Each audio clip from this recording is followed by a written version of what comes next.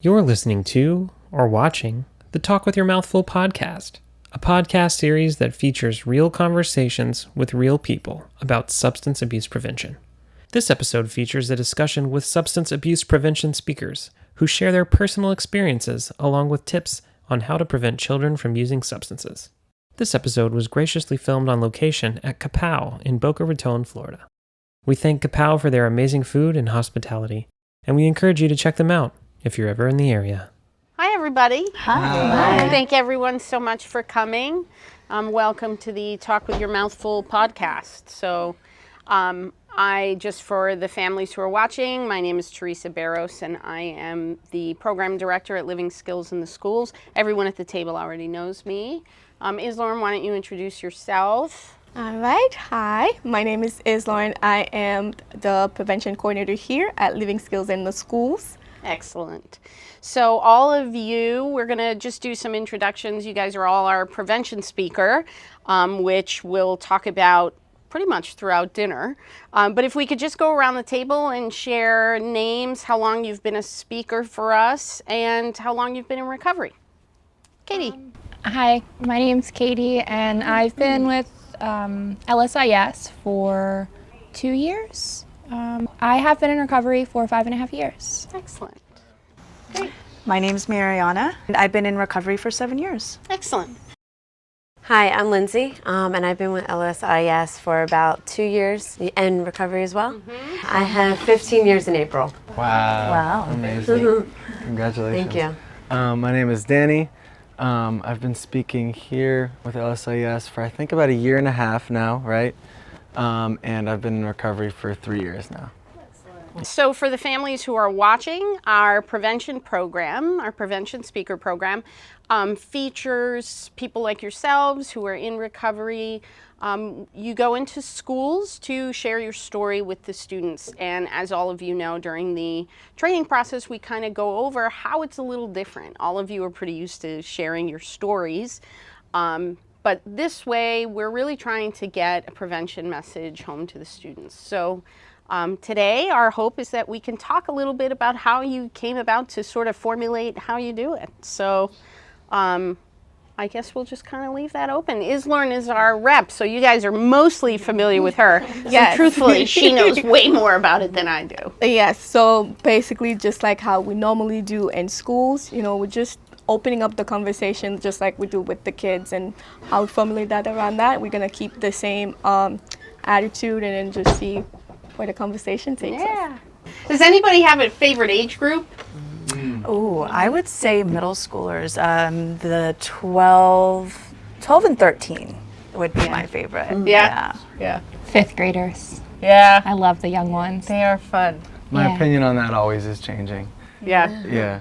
The 3rd to 5th graders are the most fun to do, but the most impactful ones where the kids say where you have really cool conversations is usually with the older kids. Yeah. For me. Yeah. I agree with that for sure. How do you guys feel how have you noticed what you've done different with the way you share your story? How's it evolved? Because I know, I hear your stories, and Islorn, I think you hear them too. You notice the difference between the first time you share and then, the more you do it, it sort of keeps evolving. What have you guys noticed? You start to see the common questions that come up, so you know how to shape your story to pique their interest or to get them to listen. And particularly with the younger kids, I think shaping our story so we speak with them in a language that they understand, which was really difficult in the beginning, but using words where, it won't confuse them. So that's where I really have found that my story has either evolved or has just changed slightly to make sure that I'm getting the right message across. Have you noticed anything that you specifically add now that you didn't originally? I think for me, what I've added is helping them understand that now I've realized, whereas at the time of doing that, I may have not realized it because I was under the influence. So I try to help them understand that, and I've added that in my story so it's very clear to them that at the time I made these decisions based on, the fact that I wasn't thinking clearly. But now I've realized and so that they can see, the difference in thinking, of course. Well, and that speaks to kind of our philosophy as a whole too, right? Because we're trying to get kids to understand it always starts with, I'm just going to try it, right? And then it progresses. And I think one of the things that when we do our parent programs, we always want to explain to the parents, like, you have to help a kid understand. Even when I'm like supervising clinicians, I always point out, you can do psychoeducation, right? You can teach, but this is a disease where people's thinking has changed.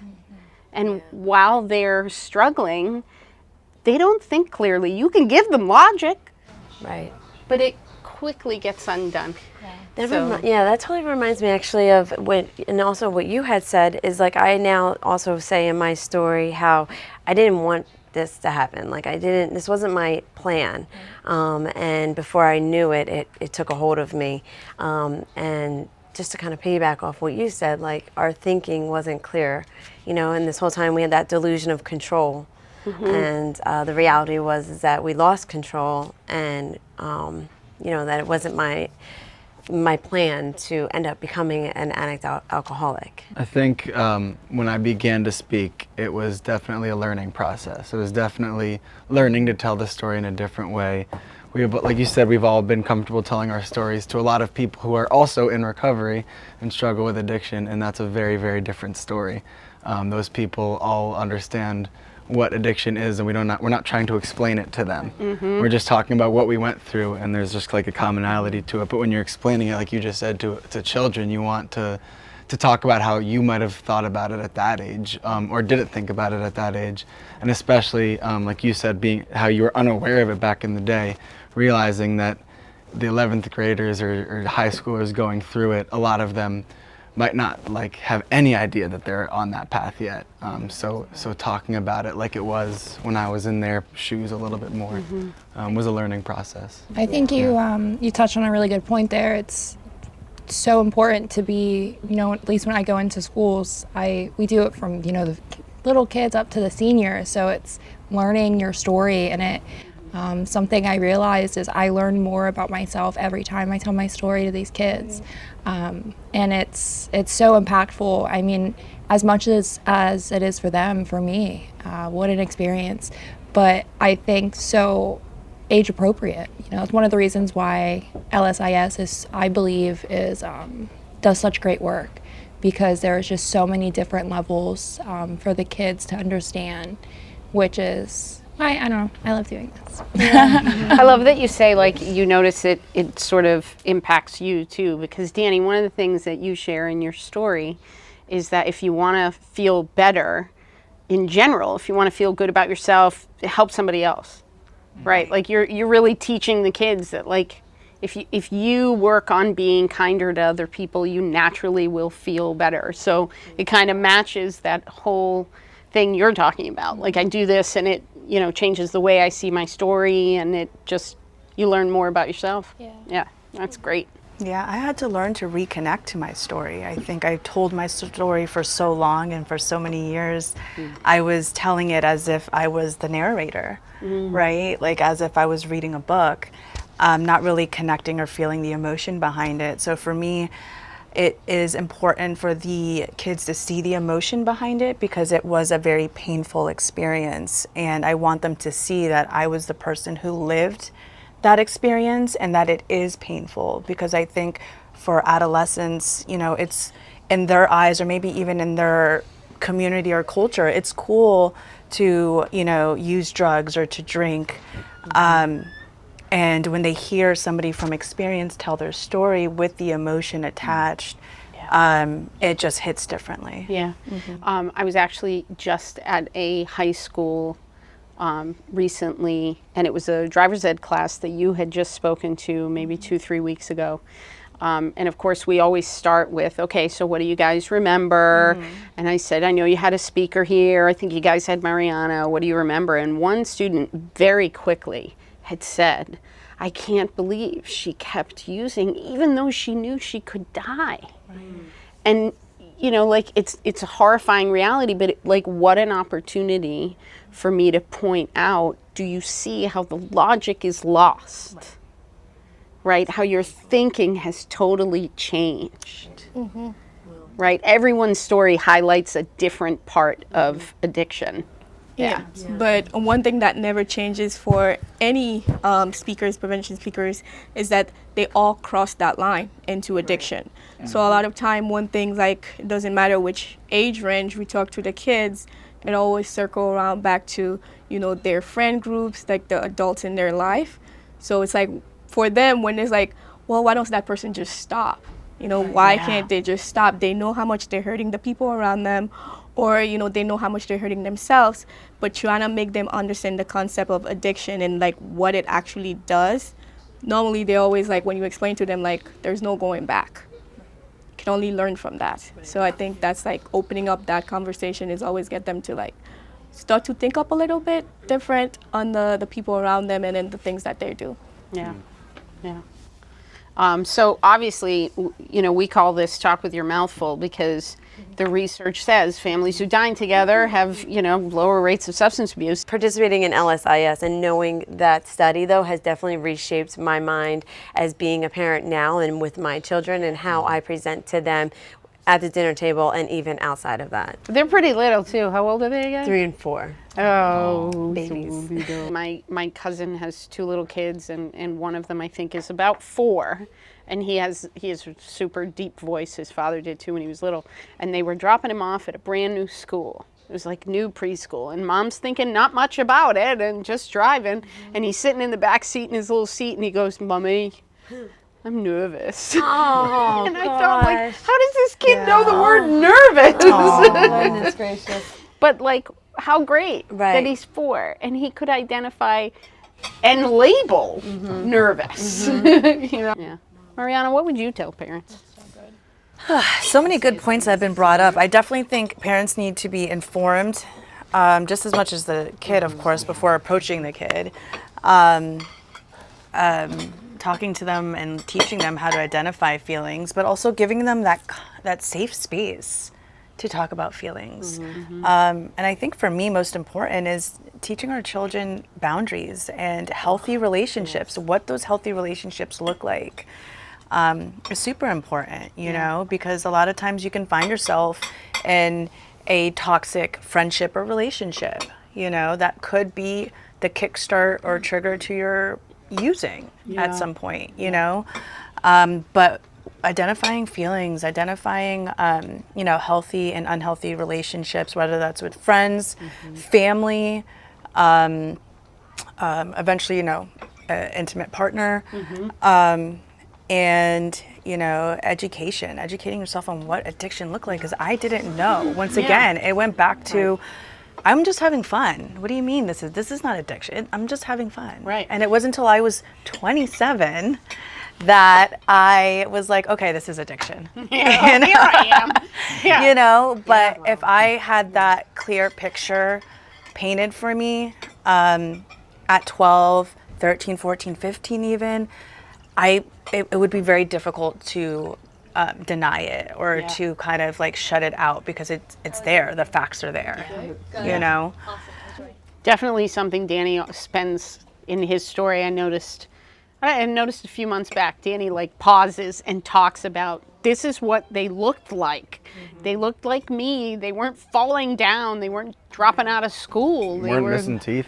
Yeah, like they looked like me, you know, helping kids understand that part. You know, one of the things when we do parent programs, a lot of times we have people who, like, we'll do a parent program and people will come and I'll say, oh, you know, how old are your kids? And they'll say, oh, you know, I have 2, they're 13 and 10, but I'm a teacher, so I'm here really not for them. They don't need it. And I'm like, to try to sort of tie in, like, no, some kids don't need it until a certain point. You know, there's time where that progresses, and you don't, as a parent, know when that progression happens. Danny talks about, you know, your mom saying, you know, Danny, don't do drugs, you know, keep in mind you have ADHD, you can tell your kids that, your friends that, and you talk about how, like, Mom, I know, but boy did that change, right? Rapidly. Yeah. Yeah, really the second I was suddenly around people who did it, my whole world changed. It was from like drugs were I talk about this, and when I talk to kids, drugs were the example I'd seen in health class where they show you really, really scary images of what happens to, and now it looks like the person in the school that everyone likes, just like that. And my mom's advice became relevant all of a sudden. And yeah, that was definitely not something I felt like I had the tools for, or any knowledge of. So yeah, I keep that in mind all the time. So we put in a couple appetizers. I have the wok charred edamame. Yum. We Yum. put the peels in here. Cauliflower. And pork belly lollipops. Looks amazing. I'll take a couple Looks menus out of the amazing. way Sure. just so we Thank can you. use some when we order. Yeah, I think I'm ready to order too. Okay. And we have 2 calamaris coming as well. Oh, sweet. Yeah, I'll start over here. I'm gonna go with a poke bowl because Poke it's bowl? all I ever have. The tuna poke bowl. Perfect. I'm obsessed with tuna pokies. You like spicy? Not too spicy.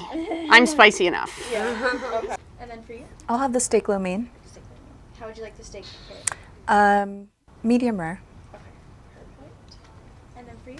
Hey, tuna poke, but can I get the, instead of white rice, can I get brown rice? I don't have brown rice, but I Okay. can sub it for greens if you'd like. White rice is fine. White rice? Yeah, thank you. You're welcome. And can I get the barbecue duck and ginger fried rice? Absolutely. Awesome, thank you. And for you, dear? And I'll do the steak pad thai. Steak pad. And how would you like the steak cooked? Well done, please. I think I want the 5 vegetable fried rice Yes, with yeah. chicken. Yes, with chicken. Yeah, that one's really good. Okay, We'll great. do that. Yeah, let's do that. We've got like second graders who are like, "Are you talking about drugs?" And we're like, "Yeah."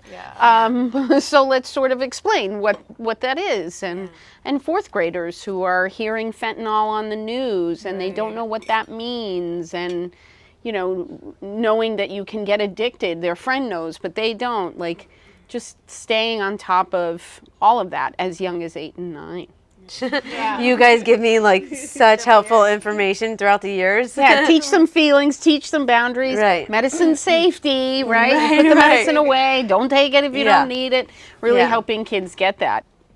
So, Islorn, you can talk a little bit more about how the kids receive the message. So with the kids, I noticed that a lot of time if they have a teacher that's more engaged, actually listening, participating, asking questions, they see the teacher as like a parent figure. So oftentimes the behavior of the teacher, the kids normally, you see how comfortable they get, depends on which teacher they have, they open up a little bit more. Yeah. So that it tells you they do want someone to listen, but someone who actually listens to them. That's someone that's gonna yell Or lecture. or lecture, yeah. So that's why normally when I start a conversation with them, I tell them, I was like, I'm not here to tell you what to do. I'm just simply here just to inform you, educate you, and then you can choose what you want with it. Right. So I think a lot of times they're like, oh really? That's it? I was like, yeah. I think that always makes the kids a little bit more open to talking, right? When we say we're not here to tell you what to do. Right. We're here to give you the information to let you pick. Well, I think also it's important to say that because it didn't work for me. Right. So my experience was when people try to tell me what to do, I didn't do it. And so it was like, why would I expect anything different if, from these kids? And also too, just to create that safe environment. To let them know, I'm not your mom or dad. I'm not your authority. I'm here just to give you information. This is a safe place. Get vulnerable. Have conversations that you might not be able to have at home. I think is really important so that you can have that open, honest communication. I think the kids are very surprised. I think they expect it to be really, really lectury and stern. And then we're just like, hey, we're going to tell your story, just trying to help you out, Right. and encourage you to make better decisions. And it's totally not what they expect. And I think too, you get a better response when you're not starting off your sentence or your story with "don't do drugs." I mean, there's a bigger message behind that that kids need to hear. And I think that I didn't, at least at in the time that I was in school, we didn't necessarily have, education on addiction or what it looked like. For me, I was having fun. I didn't necessarily see it as addiction. And so when it was actually addiction to me as a kid, it was having fun. And at that time we did have other programs, but programs that were just, don't do drugs. Yeah, it was a little, exactly. It was just say no, which is the generation I grew up in, just say no. Right. You know? I think whenever you're going to schools and, the way that I present myself today isn't the way that I presented myself a couple of years, however many years ago, 5, I don't know, maybe 4. It took some time to fix. A lot was going on up here. But the students don't expect it, right? They see somebody coming in, done up, and they look at me and they're like, there's no way. People look at me today and be like, there's no way that you used to, be an addict or an alcoholic. And I'm like, absolutely. But a lot's changed. You gotta put the work into it as well. But I think going into schools and the kids see that, for the ones that are maybe struggling or starting to go through something, it's so essential for them to see that even though bad choices were made, even though I made bad choices and, did these things when I was young, I don't have to live like that today. I have a choice to make today. I think that that's one of the most important factors that I stress in my story, is just letting the students know that, you have a choice, and there's the wrong choice or the bad choice, the good choice, the right choice, and you just got to give them the options and present yourself, And I think for my story, I didn't eat her on the dinner table when I was young. It was more of like a fend for yourself type of thing. And, it was good. It was fun while it lasted, but there was some part of me that really earned for that family presence and that connection with my family, because I didn't really have it. So I think the students, for them to hear the variety of stories is awesome. Because everyone's coming from, when we're talking to a classroom, we're trying to give the story that, as many kids as possible can relate to. And that's not about giving, what's most statistically the case, right? It's about offer a variety of stories so that somewhere along the way, there are kids who can relate to each of that, right? Lindsay's having dinner every night and you're fending for yourself. In one classroom, we have some kids who are doing the Lindsay way and others that are doing your way. Absolutely. I think what you're really highlighting is challenge the stigma, right? Challenge the stigma. I think we have to do that for kids to understand their own vulnerability. Right. And I think that's one of the things that we want to use things like this podcast to help parents get. There are some specific things that you should take into a prevention conversation. One really big one is challenge the stigma. And I think the biggest way they can do that is recognize not my kid doesn't work. Right? You don't challenge the stigma when you keep believing it's not going to happen to my kids. Right? That doesn't challenge the stigma, that keeps it going, right? So your son is in middle school, right? Mm-hmm. So how do you approach it, and have you shifted your approach after kind of speaking in classrooms and doing some of the things? Absolutely. For me, telling my story to kids in a way or in a manner that I would speak to my son, and connecting. It's important, once again, connecting to my story.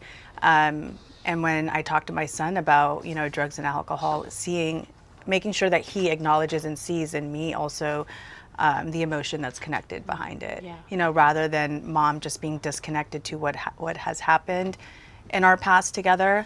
And then, in a way, kind of sending a message that to him, to kind of detach from what has happened to him, But that's why I connect so strongly with that age group, is because not only is my son 12, but that is where I started, was 12. Yeah. That's where you go from 5th grade to 6th grade and the whole world changes for you. You go from being a kid, and for me, it was I went from being in 5th grade to being 21. I didn't really, for me, I kind of feel like I missed out on a childhood, unfortunately. In many ways you did. So to have my son now is, you know, kind of reconnecting again to that age, and to the 12-year-old little girl that lost her childhood. Yeah. Yeah. Yeah. And I love how you mirror that for your son. Like, you don't avoid that happened. You acknowledge it and you approach it head on. Right. I love that you do that for him and for the students. And acknowledging where your son is so important, because it validates his feelings and what he also went through during that process. Right. Instead of ignoring it, like, okay, we're done and let's move on from our life. Like, let's go into the next chapter. It's every day you acknowledge and you help process that with him. I think that's beautiful. Yeah. That's cool. And then also one thing to point out, Lindsay, every time we go from the elementary, like 5th graders, and go to middle school, you see that dynamic change. Because before in the elementary school, a lot of time the kids, they're not afraid to talk about how they feel and stuff like that. Then they go to middle school. So that's why when we talk to the 5th graders, I was like, you're going to be surrounded by the older kids because you're going to be the new kids. So trying to fit in, a lot of times we do the things that we never thought we could, just so we could be popular. Like in Danny's story, Danny talks about peer pressure, right? It wasn't someone holding him down, but he wanted to fit in. So, you know, if they were doing something, you explain it better than I do, right? What does peer pressure look like? Yeah. So, go ahead. Should I explain it? Yes, you do a very good job doing it. Yeah, that's again how I say it's peer pressure snuck up on me. Like it's not what it looks like in maybe a TV show or a movie where someone threatens you to do something or bullies you. I mean, at least it wasn't for me. I can't speak for everyone. Or bullies you into doing something you don't want to do. In my experience, it was all of the people I wanted to like me were doing something that I inherently didn't approve of. And it was like, uh-oh, what am I going to do now? Am I going to go find an entirely new group of people, or am I going to continue to be with these people who, you know, I feel like I fit in with, who give me an identity, which I wanted so bad in high school. And so I already had kind of picked these kids. They were cool. They seemed like life was simpler for them. And then all of a sudden they were doing something that I was deeply scared of, but I didn't want to pull away from that. Remember the time the kid asked you, were you one of the cool kids? And did you hate everyone else who wasn't cool? It was so sad. I was like, yeah, I was. You answered it really well, though, and it was a cool moment because you said, I don't know if you remember, but I remember because I was oh, what a nice way to answer that. You told them, you know, the other kids probably thought I was cool, but I was a mess. I love You know, that. I wasn't nice to people. Yeah. I wasn't, you know, caring for the people that mattered to me. Like, you pointed out all these characteristics that you've come to understand are cooler, right? But the kids don't know that, you know? But I think that kid's question was that's what they go through. Yeah. The cool kids just change, right? Yeah. I think it goes with that old saying, you know, the people with curly hair want straight hair and the people with straight hair want curly hair. It's just, you know, you want what you aren't. And I think in high school, I mean, maybe for me, it was a little different. You know, I had my 3 older brothers and they were troublemakers. Thank you. And, you know, I was the person that was maybe feeling like other people had to fit in with me to be cool or whatnot. I look back at it now and it's, you know, I see those same people. Some of them are still doing the same thing. You know, some of them have gone off to college and have beautiful careers and families. And, you know, some of them ended up in jail. And some of them are just still, some of them got help. You know, some of them were like me and got help and got better, which is a beautiful thing. But I think that the comeback is definitely a lot stronger than the setback, but it took a lot of time to, you know, find peace and continue on with it. As explaining the story to the students, you know, we talk about our drug addiction and our lives, and for my story, I always make sure I touch on the like mental health part, because I got better physically, but my mental health was still so bad. And you know, it took a lot of time to get that better, and that's where like the teaching to the kids of the importance of sharing your feelings and like having a counselor, or your school teacher, or your parents. You know, that trusted adult I think is so important to have, because when I was young, I had one, but I didn't use them. Right. Yeah. Right. Each of you used your first time using was at a different age. I think you all might be around the same, but one of the things I think prevention always works if you get ahead of it, or like early enough, like as soon as possible you want to get ahead of it. If you guys look at the age where you first started, that by then, right, something's already happened to get you there. So when you look at prevention for you, right, it isn't, no, don't have that. Prevention is way before that. So where would you have seen prevention for you, right? Lindsay, you talked about like if I knew how to share my feelings, that would have been a little different, I think, right? And can anyone think of like where it would have been different for them? I can definitely think of where it would have been different. I would, like you said, start in elementary school where we start. I would want to start learning things then because, like you said, talking about the mental health is so important. And I was going through it back then. As I think mental health struggles go for a lot of people, I thought mine were really unique, and I didn't think there was something I can get help with and that other people understood and went through. So I think the what we do at LSIS of having speakers, different ones, over and over, go to pretty much the same schools and tell their story, eventually someone would have told mine. And I would have heard all of those things, all of those private, weird things that we all go through in someone else's life, and then heard how it played out and what they tried to do to medicate it. And I think that would have been really impactful for me. Yeah. Here, and I noticed that in your story, you really take time to help kids hear who you were at that age. You talk about like, I used to lie for no reason at all, and I thought something was wrong. And you actually, I love it because you almost every time you say, if any of you are struggling with that, you're not crazy, but you should probably try to stop. Yeah. I would have loved to hear that in 4th grade. That would have been a big deal to me. So that's Yeah, I think your recent, the last 5th grade that you did, that was hilarious. like when you paused to talk about that, even before you even explained it, a lot of the kids said, I struggle with that, right? So then you tell them, okay, I challenge you to try to tell the truth. And then some of them like, it's going to be very difficult. And you have the ones that's like, okay. So you were able to explain to them, it's like, I've been there. This is what I gained from that. So the kids, they're like, oh, okay, so there's someone that's older that can relate. Because a lot of times the kids, they're like, okay, adults don't do that. It's just me. I'm the one that's lying, right? So they think, they're like, okay, it's just me. So then they start like, letting their self feel down or their self-esteem and stuff like that. Now they stop talking. Mm-hmm. One little boy came to Danny after the presentation was middle school, and his eyes were like welling up with tears, and he was fighting to say, I have ADHD too. It was the sweetest thing. And then he was like, I gotta go. And he just like quickly scurried away. Those are the best moments though, right? Like why we do what we do, to like get those moments too. Prevention would have been best for me like in elementary school. That's really good. Very good. Thank you.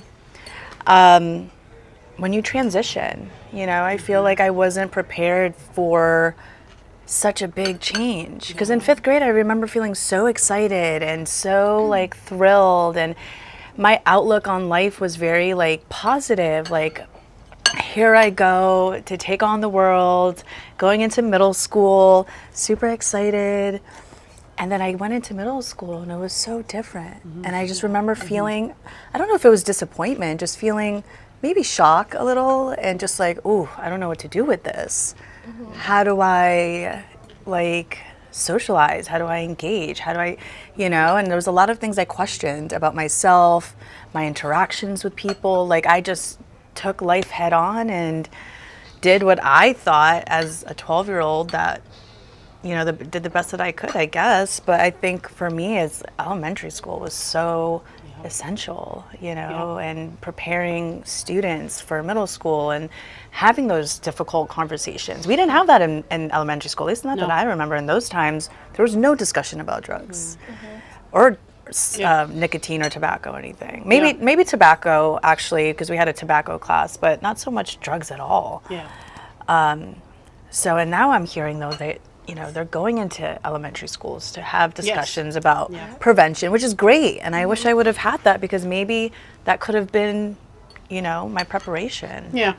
Well, and that's the thing, is like when I have parents who say, well, my kids are, you know, 11 and 9 and they don't need it. I'm here for my students, or I'm here for something else, or whatever my professional capacity is. I try to like jump on it and say, well, now's the time. Now's the time, right? They are genuinely scared of middle school.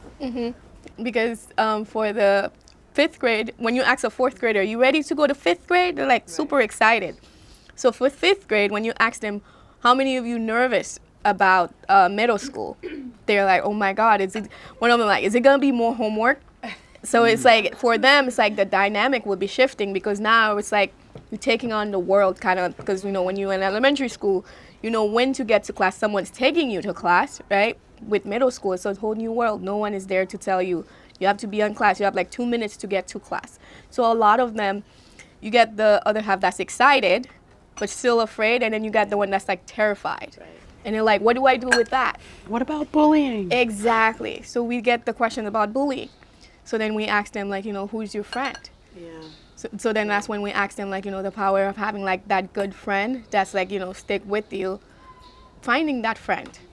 So with them, it's that, you know, strengthen them going to middle school, like making sure they have that confidence. Because a lot of time with the kids, I was like, do you guys know no is a complete sentence?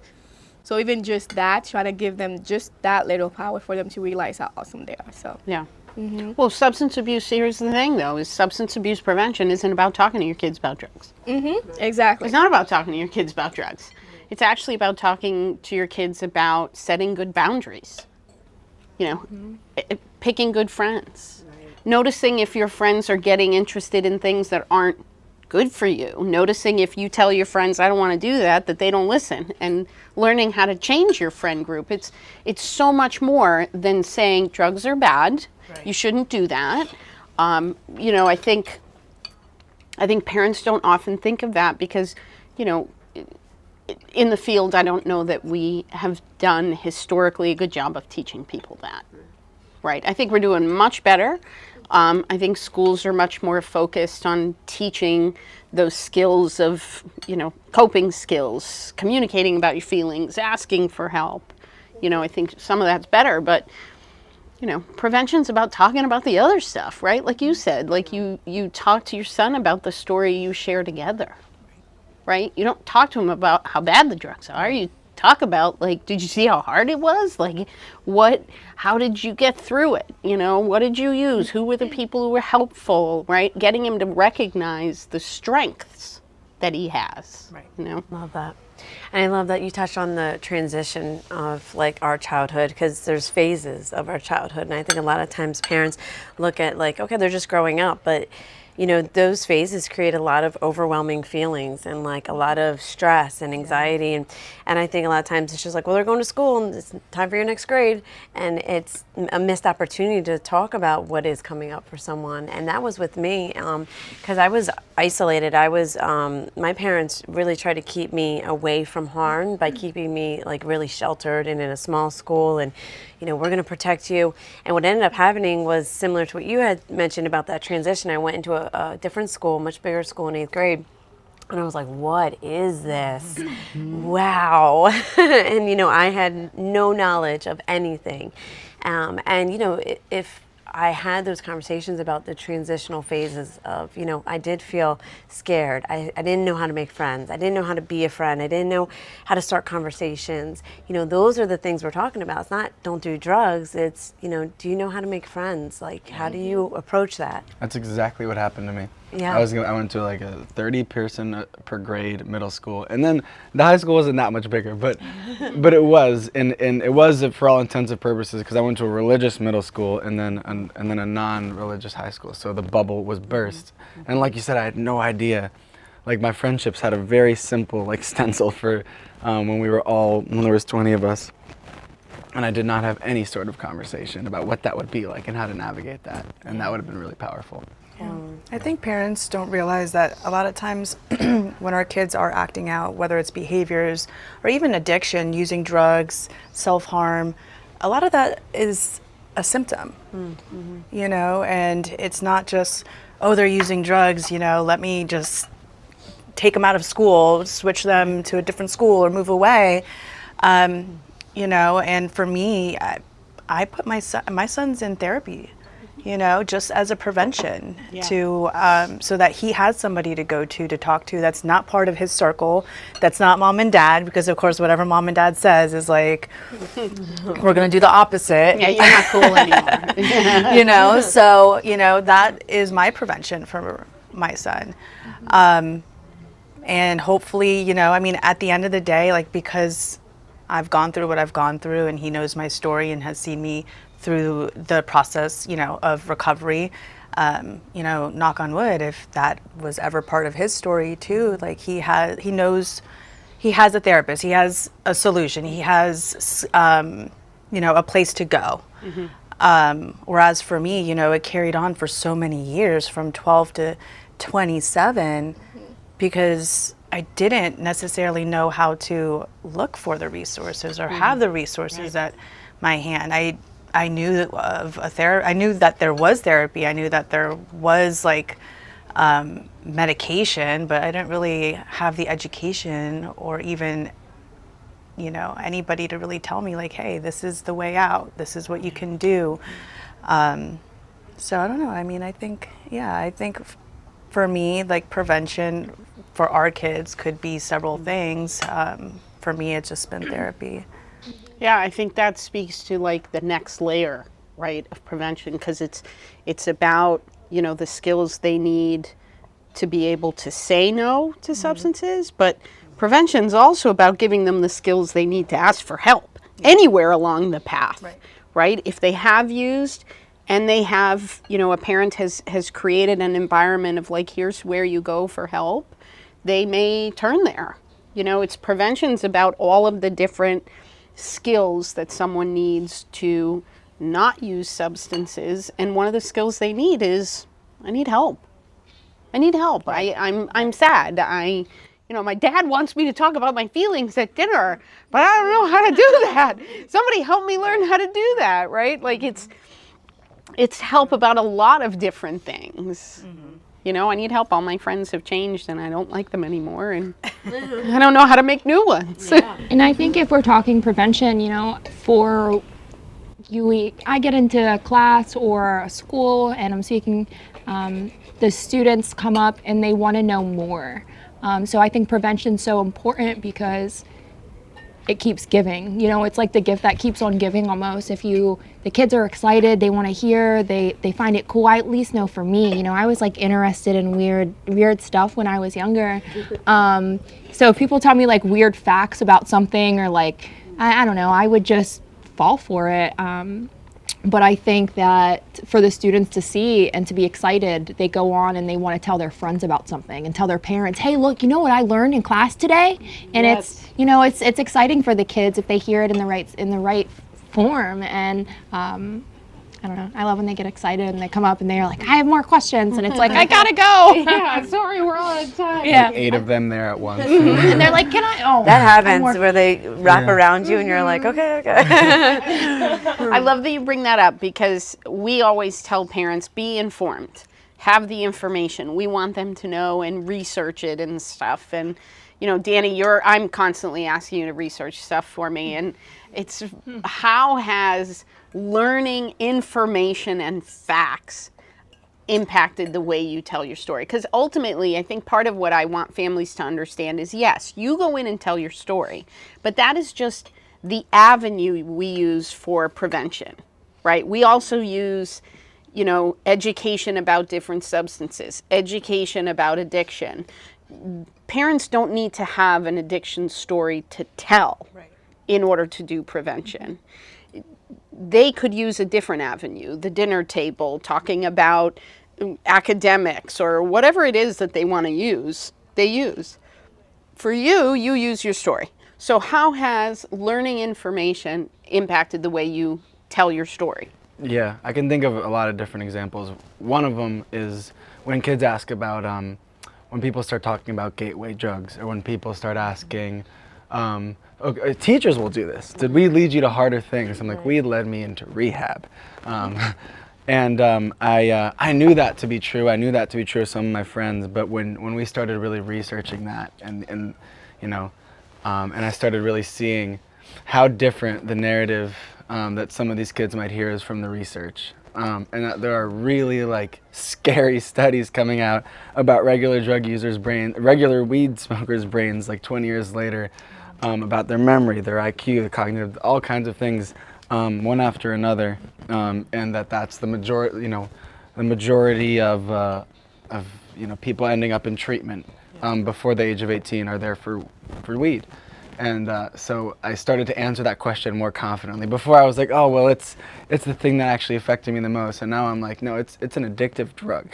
It's an addictive drug, and someone lied to you because I couldn't stop. My friends couldn't stop. You guys probably know plenty of people in your classroom who couldn't stop. And then now there's also this research.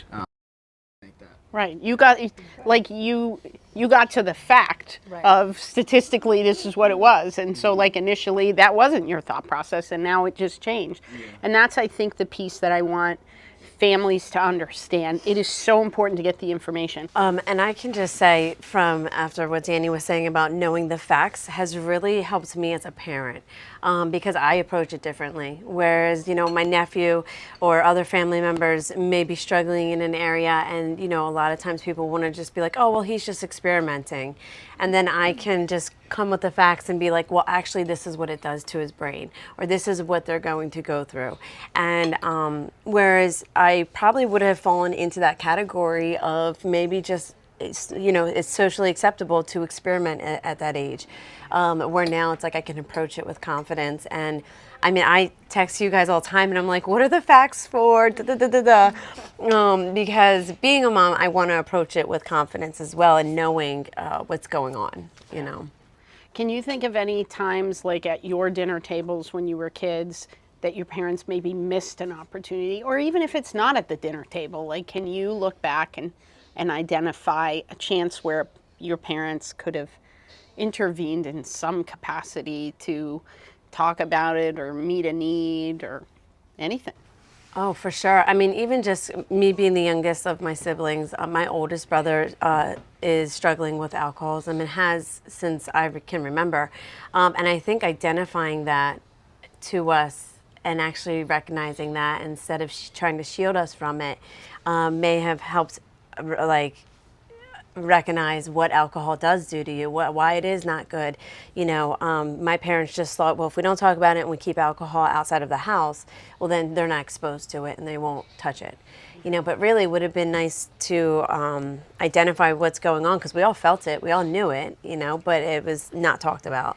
There's this myth, right, that experimenting with substances is just a rite of passage, right? But it's not. It's not. It's not. Being exposed to teenagers using substances is a rite of passage, because that is going to happen, but using them doesn't have to be. Right. And I don't know that kids get that message enough. To get the message of it's going to happen. Someone is going to ask you. There is going to be a moment where someone is going to offer you a vape, weed, broccoli, or alcohol. It's as simple as explaining that to kids. I mean, Islarn, how many times are we out there and we say it's going to be a friend? Yes. And they're like, Because a lot of time, because I asked them, I was like, growing up, for me, my parents warned me about strangers. I was like, with you guys, it's not strangers guys gonna come up to you and offer you drugs or alcohol. I was like, a lot of times it could be your best friend, it's someone it could be a sibling, because when you're around something, right, it seems like as if it's the norm. So sometimes I would go in and to talk about social media. I was like, you don't know what's going on behind social media, but those people you guys look up to, the people that you know have an influence, those are the people that you're watching that are doing these things. So it seems like as if it's normal, everyone's doing it, but not everybody's doing it. But it's only the people that you see or the people that's around you. Because Danny talks about in his story that he thought that everybody was smoking in high school, but it's because he was only around the group of friends that was smoking with him. So in his mind, it's like, okay, everybody's doing it, or that's the thing.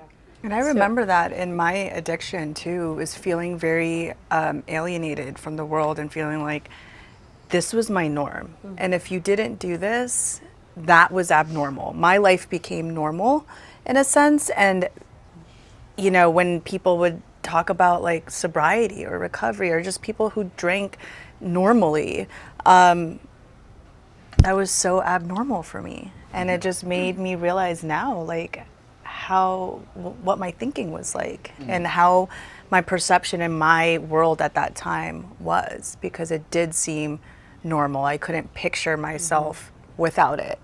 And I think for me, that's why I stayed in it for so long, was because I just didn't think that there was anything outside of that. That was my normal. It became my normal.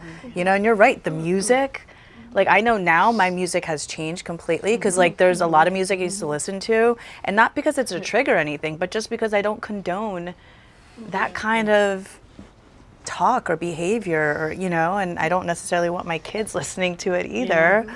And so I remember like my first year of sobriety, just turning on music and realizing, oh, no, we can't listen to this, you know? It's a good thing you have that, because you have kids, like, especially with high school. They will tell you, my parents doesn't understand me, right? They don't try to understand me. They don't try not to communicate with them, because when you ask them, it's like, if something were to happen, right, could you go to your parents? Could you ask a parent like an adult? So a lot of times, because parents, they're not talking about it, so they feel like, okay, if I bring it up, or it's like they won't understand, or they'll just automatically judge me. So when we go to the kids, when we're like having like the open conversation with them, here we are, like we're just meeting them for the first time, and yet they're like, you know, open up to us. They're like, oh, so this was a conversation. I learned this much. But it's just like, you know, if parents like talk more to their kids instead of like have conversation instead of confrontations. So I think that's like a big tool, like parents sometimes they don't want to see that. Yeah, I think when you, to go back really far, I don't know how long ago you asked this, but when was there a missed opportunity in our household? I think my parents were so concerned and so like vehemently anti-drug, and my brothers were like, okay, and they never did it. And so when it came time when I started getting interested in that, it was confrontation. And maybe at that point, when someone's that far gone, it ends up just being confrontation. But that would, you know, point us again to earlier. It could have been conversation, but it was never. Even my first exposure to it was my parents talking about my brother's friends, and it was confrontation. I was like, don't get away from these guys. And, so by the time I was doing it, it was something to hide from them, never to talk to them about, never to. Yeah. A couple boxes. Yeah. Thank you. Safe to say. Thank you. Safe to say.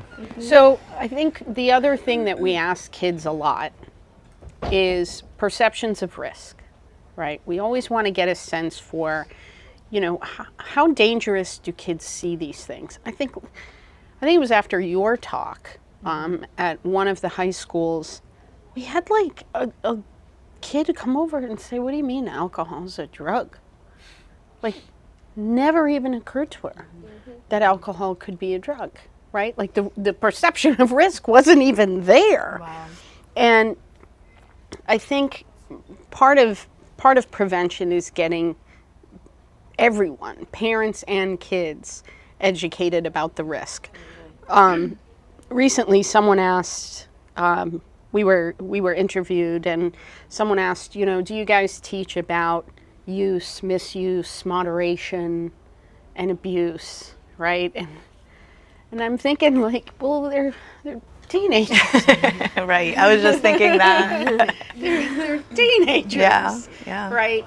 How did your families approach any discussion of alcohol. I've talked about, like, my parents are European, so, you know, my family had wine at the table. We all understood it was just for Dad. My mom actually didn't drink at all.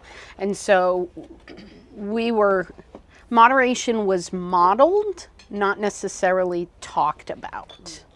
It became talked about when I was older and my dad knew I was going to be exposed to people who were drunk, which sadly Dad didn't think that was going to happen until I was like 25. And I was like, Dad, you're like 10 years too late here. It was actually about a company Christmas party. But Dad was like, yeah, some people act like they've never seen it. That was the start of the convo.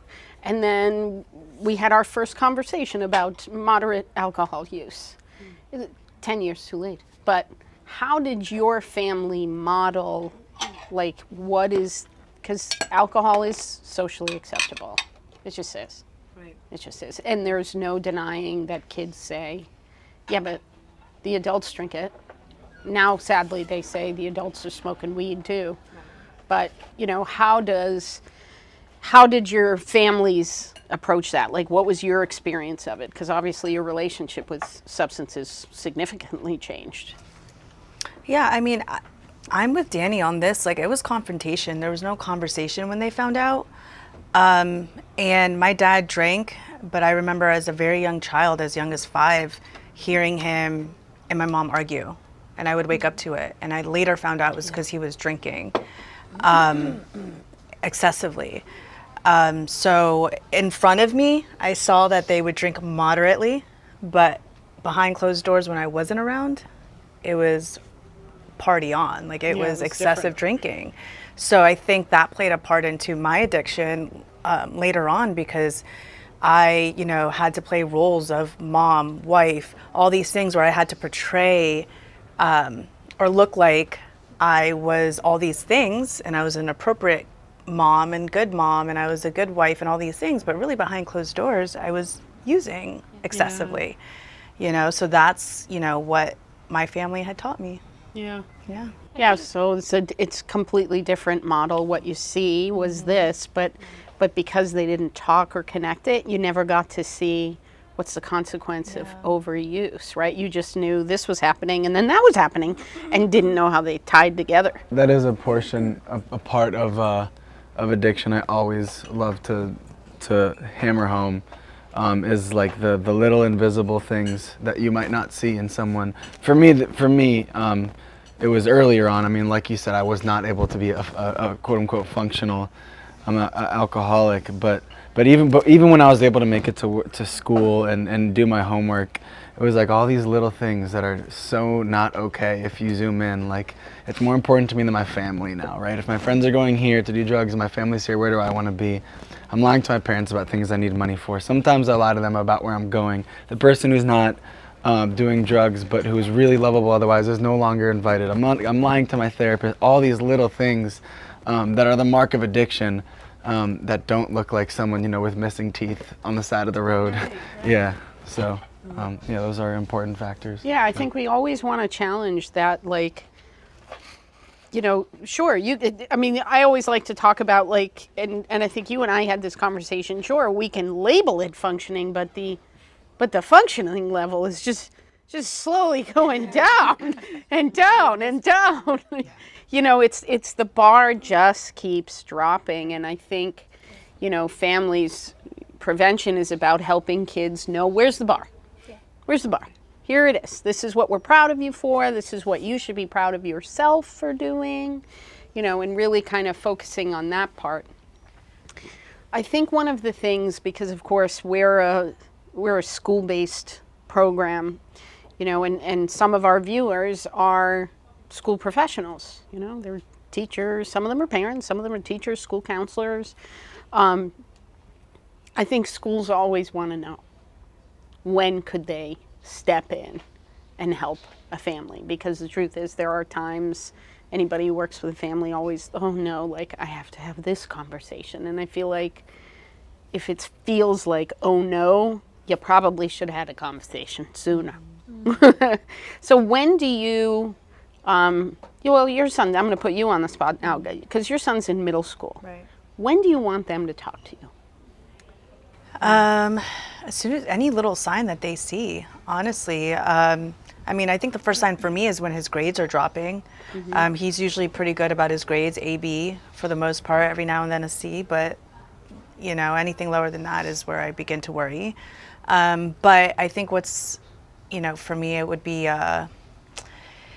if they begin to see him, maybe, I'd say maybe acting out in class, like doing things that he normally wouldn't do, you know, being disrespectful, maybe not turning in homework, like things that are just out of his norm, you know? So like he's always good about homework, he's always good about projects, putting in his best work and his best effort. So if the teachers were to see, and usually the teachers know your kids as good as you know them because they spend so much time with them. So I would think that like anything outside of his norm, not turning in homework on time, grades are slipping, skipping class, or there's somebody in the classroom that the teachers know is, you know, one of those kids that vape or that, you know, have heard that smoke weed, and they see, you know, other kids beginning to friend them.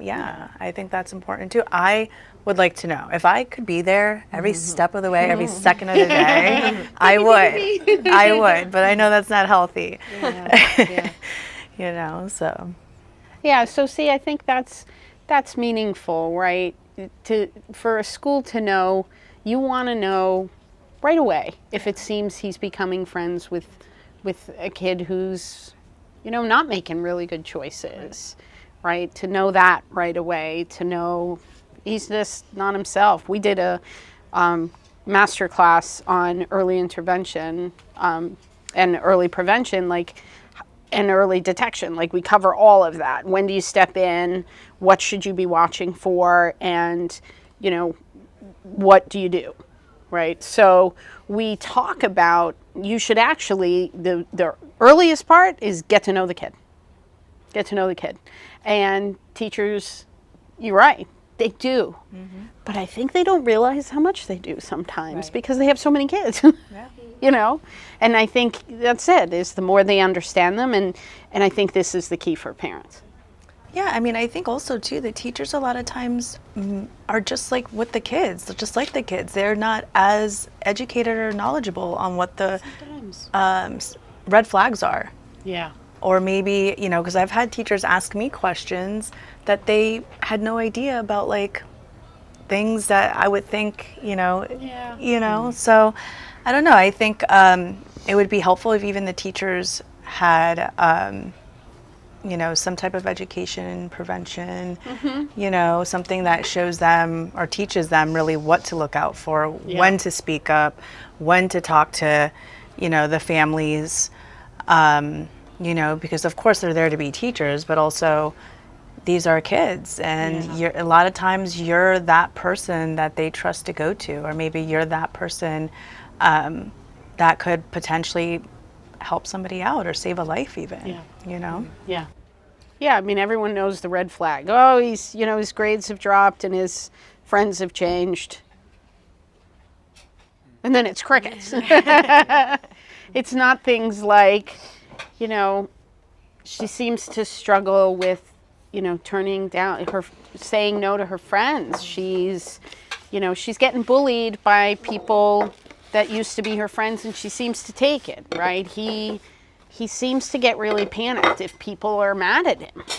You know, like being able to recognize those temperament things, right? You know, Lindsay, you talk about how much you looked up to your older brother. Well, you know, Lindsay seems to really look up to her older brother, but her older brother seems to be struggling. Yeah, exactly. You know, how are we addressing that, Right. you know? Right. I think that's prevention.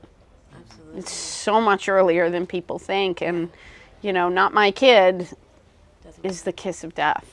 And I'm fairly certain none of your parents thought it was going to be you, right?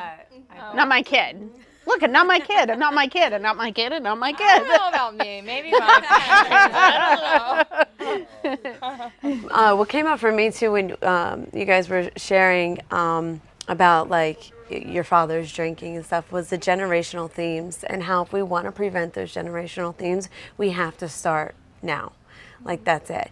And that's why even my kids being as young as they are, 3 and 4, I love hearing people speak who have older children, because I'm like taking this information of like, okay, I need these conversations now, because as they get older, it needs to be done with comfortability and confidence. I don't want just one day they turn 13 or 14 and I'm like, hey, let's talk about drugs, or hey, let's, it's like, I don't want that awkward moment. I want it to be such a comfortable conversation, if I don't want them to recreate what I grew up in or what I became. Yeah. Yeah. I think one of the questions that the kids ask you all the time whenever you talk about like your kids, they always ask, when they get older, would you have this conversation with them? Because a lot of them, like, with middle and high school, they're curious. They're like, you telling us this now, but will you have the confidence to share that with your kids, that this is what you went through? So I think that's like very important and so powerful. Like whenever you honest with them and they're like, oh wow, really? Right. So I think parents, be honest with the kids, like if you're having conversation with them, because they're curious too, because you once were a teenager. So now you act like you never was a teenager. So I think they're pretty sure you were, but they're not 100%. They're not 100% sure. So I think that's like a key component when it comes to like, starting the message earlier. Like, be honest with your kid. If you have like a hard day at work, tell them you had a hard day at work instead of saying, it was fine, honey, I'm good. Right. So starting early. Starting early for sure. My dad didn't tell me, his struggles with other substances until I was 15. And I remember thinking like, first of all, I had no idea. But second of all, I remember feeling like, why are you telling me this now? Because now is like, at 15, it was already, I was there. I was in addiction, and I mean, maybe it could have helped too as a prevention thing for me, if I would have known a little bit sooner or had that conversation sooner. Yeah, we talked about earlier modeling for kids, having a model for mental health discussions. And I love that we get to go in and model that. We don't even have to, talk about modeling it. We just model it. They see that we're someone who's not coming to lecture. We seem confident. We seem like normal people, and then we're like, hey, here's all this really vulnerable, horrifying things from my childhood, and then we walk away, and it's like, oh, that's a Tuesday. I'm gonna do this 7 more times now. But to parallel like what you were saying, my parents went through all kinds of things, and obviously they shouldn't share everything with me as a kid, but I didn't know any of it. And the not my kid thing, when you said that's the kiss of death, I think when you're talking about prevention and the signs, first parents have to actually believe that it's possible for it to be, because like when you look at all the kids in the high school, they all know who's doing what and it's not really, they know because they're not worried that there's no risk for them to be disappointed in it. They're just like, yeah, he does it. My parents desperately did not want to think me and my friends were doing that, and none of our parents were aware of it, even though one teacher looking at our friend group could be like, all right, this is not good. Yeah. Well, not my kid means you don't notice when it's happening. Not my kid means you don't see the signs, and not my kid means you're not open to helping them if they've fallen down a hole. Right. You're not open to paying attention. Yeah, it starts with, it could be my kid and I don't want it to be. What do you guys hear from the students? What do you see they're struggling with today? Vaping. Vaping. Yeah. Absolutely. That's a good answer. Vaping, it all started all the way from 4th grade. Yeah. So it's vaping. That's like the big thing right now. I would say another one I think I get whenever, students come at the end and they ask their questions is, I have this friend of mine, and what do I do for my friend? Yeah. And I think that that's such a big one that the students will come up and ask. And I don't know if they're asking because they really do have their friend or if it's just for them. Yeah. And, I always try to be transparent as much as I can with them and give them the best answer I can. That relates to some sort of my experience, but I think that that's a big one that they ask is, hey, what do we do, or what do I do if I'm in this situation? Yeah, that's a big one. Yeah. Then that's when we normally we direct them to asking for help. Correct. Like asking the help the proper way. Like, who is the person in your life that you trust right now? Who's that one person you could talk to? Because for me, there's so much I could do. I could, give you, if you're asking for help, here are the things that's available to you. We talk to the school professionals and see how we can help, and then they take it up from there, right? And that's definitely one that I like to see parents take more charge of. One of our episodes, we had a family that had 3 daughters, 12, 14, and 16, I think were their ages. And one of the things that came up was, one of the girls said, my family, my friend was really struggling and I wanted to help her. And my dad said, we're not collecting broken people. And Dad was clear. He said, look, we have enough stuff to stress about, and I don't want my kids to feel like they have to help and fix everyone, because if they do, it's never going to stop, right? And so I think that is something that I think you're right. Like, kids, this is happening everywhere, and kids don't know how to get help for their friends. And I think families, that is prevention, helping a family understand, here's how you can help, how far you can go, here's when you need to ask an adult, and here's where you might need to separate yourself. And you are going to feel bad. It's gonna feel sad. Might feel disloyal, or you might be like, oh, thank God, but to open the discussion of what might that be like for you. That's impactful. And I think just by having prevention conversations with the kids, parents can learn what the kids are dealing with and help them deal with it. So if you guys could sit down with parents and give them advice on what you've learned, not just from your experience with the kids, but what you've learned about how prevention can work, what it looks like, what advice would you give a parent? I'll go last. This made me think again back to when you said, what did you pick up from research that has become important to you? Because one of those things that we were talking about in the office one time was that there's pretty much a scientifically, they find over and over again research age that kids stop listening to their parents and start listening to their friends. Mm-hmm. And it's about 8th grade. Literally their mom's voices become less rewarding to their brain. At around that age. It's really startling. And so in a lot of those research papers, they'll say, all right, you have 13 years to become their friend.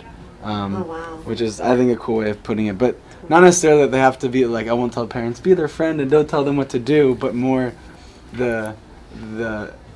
really relating to all the things you just said about the steps that the kid has to understand about how to help someone or how to protect themselves. The message that's going to keep them from drugs has to have weight in itself. It can't just come from you as a parent. They have to really understand, and they have to learn it, and they have to grasp it, because you saying it is not going to matter to them really, really soon. Yeah. So really the information, right? Yeah. Don't forget to get informed. Yes. Yeah. See, I say it all the time. I wish you could. Yeah. Lindsay, how about you? So for me, I can only speak to where I am currently in my life, right? Yeah. So with my kids and being as young as they are, my prevention looks very different. And my prevention is definitely reflecting what I didn't get in my childhood, which is that identifying those feelings. So, when my kid does act out and I may put him in timeout, I always try to go back around and sit down and say, okay, what was going on for you? How were you feeling? Were you feeling frustrated? What's a better way we can do this? These are going to be our Thai donuts. Wow. Yeah. The white sauce is a condensed milk, and the red sauce is a raspberry lychee jam. You did not talk These are our grilled pineapples. We grill them and torch them with sugar and coconut. Wow, that's amazing. Thank you. Absolutely. Okay. Yeah, right? Ooh la la. I'm glad these are donuts and not cake. It looked like a cake when they're bringing it out, because the whole. Yeah. And I was really overwhelmed. I was like, I can't do a whole cake right now. Katie, what would you do? I would say that the stress the importance to the children, something that I learned, as an adult is like to pause, because I know children are young and they make sporadic decisions sometimes, maybe without much thought into it. I would say a good thing for a parent to teach a kid is, you're not responsible for your first thought. And you don't have to act on your first decision, even though Absolutely. that you may think that this is that da da da da da, you're able to have the pause and the reflection to really break it down and see what it is. Yeah. I think that's really important for a parent to have that communication and to articulate those things to their child in an LSIS way, right? In like an age appropriate way. Yeah. So there's that, and then I would also probably make sure the parents stress the importance to their kids of, like for me, I made a decision in 10th grade and I got kicked out of high school, and I spent the rest of my high school years in like this really scary alternative school. It was dark and dreary. But that one choice that I made, it affected the next 3 years of my life and on. I think that the importance of choice is nice for parents to talk about with their kids. Yeah. See, I love that all the things you said, none of them were don't do drugs. Like all of it was way earlier. And I think this is why, we wanted to have all of you here today because, I think every parent wants their kid not to end up in addiction. And I think hearing from each of you, not just because you're in recovery, but because you're doing prevention. You're able to give the perspective of how you do it now that you've had an opportunity to intentionally talk prevention, which is really what we're talking about, is helping parents be intentional about how they do prevention. So I want parents to hear from you. I think that there's power in hearing from someone, here's what I could have done different. And now that I know how to do it intentionally, I can piece together where my family could have done it a little different. And I think that's just so valuable. And, thank all of you for taking time out of your day and being here with us. And the food was phenomenal, by the way. Food was so good. Yeah. That cauliflower was phenomenal. Yeah, Oh yes, it was. Yeah, it was. But, That was great. yeah, no, thank you for having us. It's definitely a pleasure to be able to do this. It's not something, I always say, this is such a powerful thing because not everybody gets to do this. I'm so lucky to be standing up here. One of the things we do as an organization is we always track how many kids are we talking to, right? And every year we want to reach more than we did last year. And this year, as of the end of February, we're at almost 63,000 kids this year. Danny's over like 10,000 this year because he's just killing it. I love LSIS, and in fact, I'm trying to, wherever my kids go, I want to make sure you guys are. I ask my son all the time, have they gone to your school yet? Hi, I'm Dr. Suzanne Spencer. I'm the CEO and the creator of the Talk with Your Mouthful podcast. And I'm Teresa Barros. I'm a licensed marriage and family therapist, and I am the program director at Living Skills in the Schools. So, T, the end of our first season of the Talk with Your Mouthful podcast. I say first, we're definitely doing more. I mean, how, as we kind of look at all 5 that we've done, what have your thoughts been? We have a series of episodes where everyone can kind of watch how do parents do this, how do kids respond, but they got to see how it's done with a facilitator, right? And this episode, I think we were able to really concretely describe what intentional prevention looks like. How does it go beyond, don't do that, it's a bad idea, and to be intentionally strategizing, promoting resilience, and noticing if something's wrong and intervening if you need to. And I think this was the episode where we could talk about how people do it intentionally, whereas I think the other episodes we got to kind of model the subtlety of it. So I think it was just really comprehensive. There's so many things I love about this episode. You really get to see the impact of their work with LSIS, how it served their long-term continued recovery. That like sitting on the outside watching that was really powerful. But I think it was also powerful for our families who are watching and our school professionals who are watching to be able to hear firsthand and get inside sort of the mind and the experiences of someone who was struggling, and to hear what could help. Right. Here is what I needed. Here is what our kids are facing today. Here's a role that you play and part of, and so many others play, that add up to a comprehensive approach. Right, right. What I love is that all of our speakers, you know, they come from diverse backgrounds, but I think for every parent who says, not my kid, they don't really need it, if they were to look at each of our speakers' families, they wouldn't say, oh, someone from that family is definitely going to get it. Challenging the stigma. It's the first step towards prevention. And I think we were able to talk about that tonight. And the speakers' stories, help sort of highlight that. I think the other thing that was powerful, and because we recognize this as LSIS every time we're in a classroom, that not only are we speaking to that child in hopes that they haven't started with experimentation yet, but we're also speaking to our kids who may have already been introduced to first use, may be in need of a deeper level of intervention.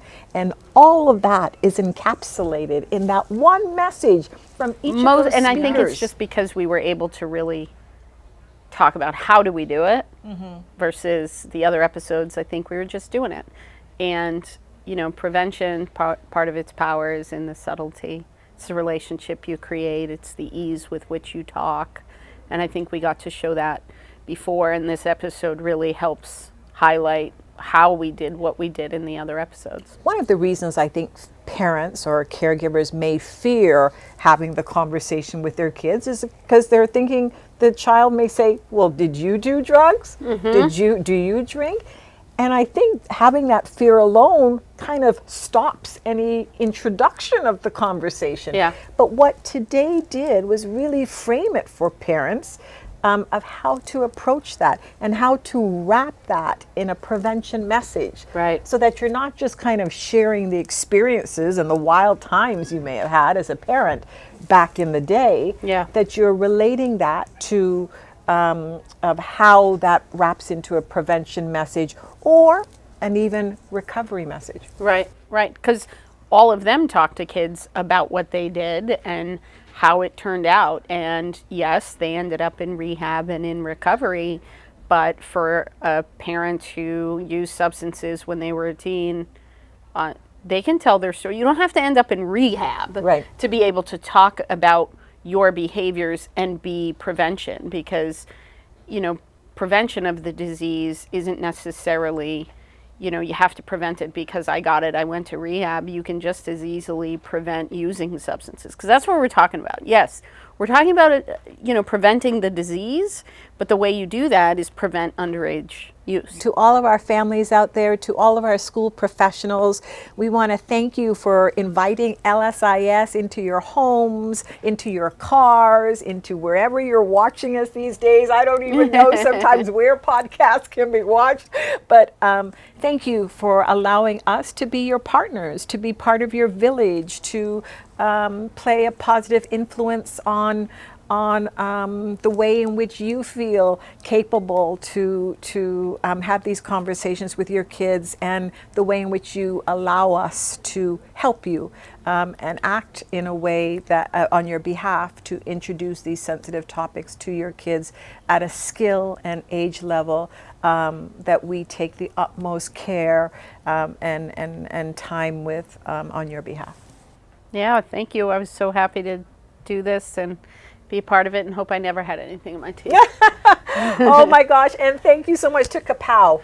Food was off the, in fact, Dustin, I kept on saying to Dustin, could you pass me off the table this? Could you just pass me that? Let me have a bite. Everything looked fantastic. So Kapow, thank you so much for hosting our final episode, and thank you to our server, Anna, and thank you to everyone. Thank you for watching the Talk with Your Mouth Full podcast.